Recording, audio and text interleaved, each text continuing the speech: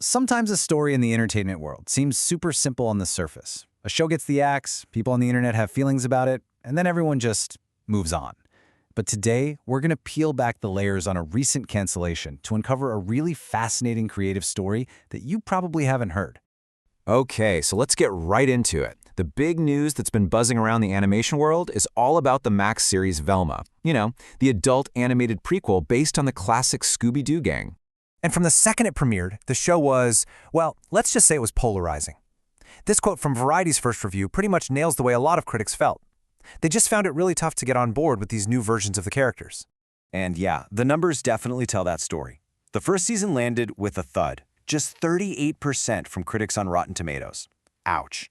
That is a rough start for any show, especially one using characters that everybody knows and loves.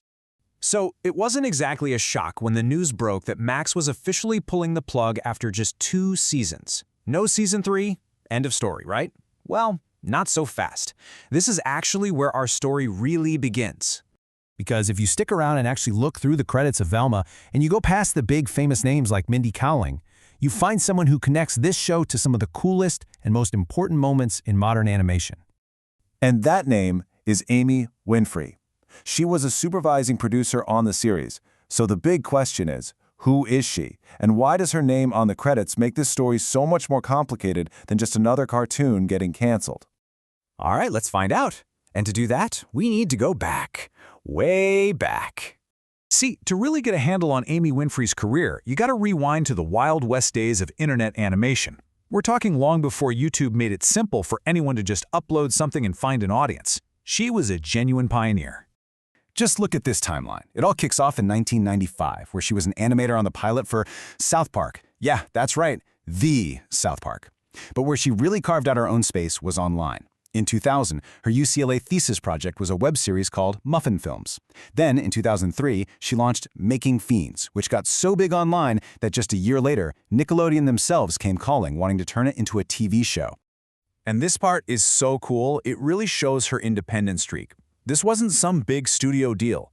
Winfrey was able to support herself and make her cartoons full-time simply by selling t-shirts and DVDs of her characters directly to fans online. She literally built a career from scratch, all on her own terms. And her creative voice was definitely unique. Just take a look at these episode summaries from her 2001 series, Big Bunny.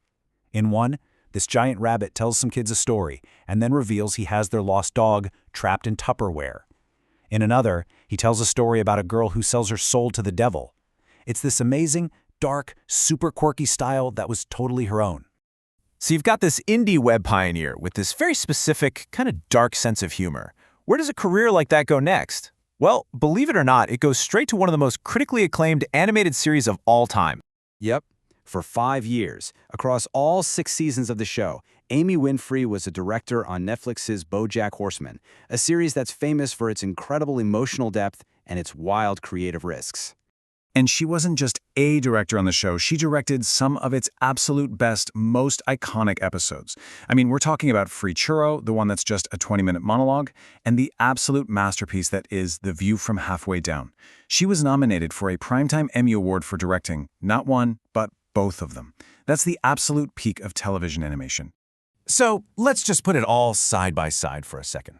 On one hand, you have Velma, role supervising producer. Result, 38% on Rotten Tomatoes. On the other hand, you have BoJack Horseman, role director. Result, 2 Emmy nominations for her incredible work. The contrast is just wild, isn't it? So what does all this actually mean? When we circle all the way back to the news that Velma was canceled, it suddenly looks totally different. It puts everything into this whole new perspective. When you map it all out, you see this incredible career journey.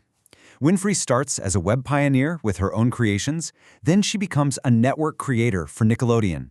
She reaches the absolute peak of prestige TV as a director on BoJack, and then she becomes a producer on a massive IP project like Velma.